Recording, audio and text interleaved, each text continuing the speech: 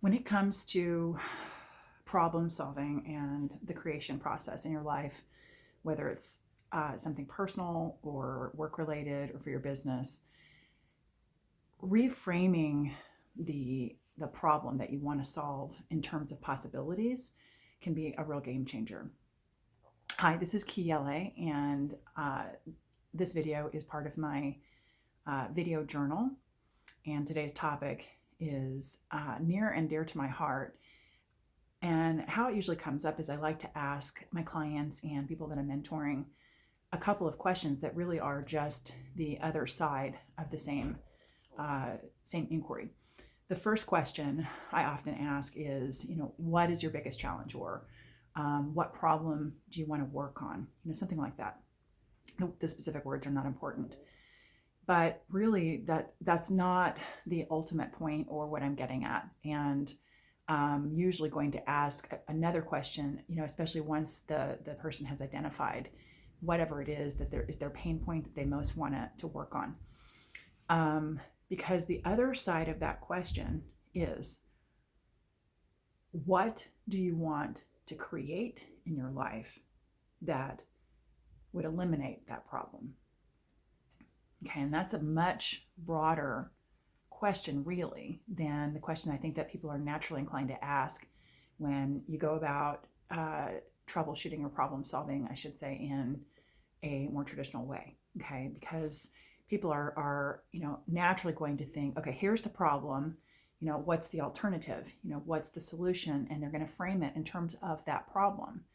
And what the issue there is that it really limits the solution. There could be a much different, more creative, more out-of-the-box solution that is not circumscribed by the problem itself. Here's an example.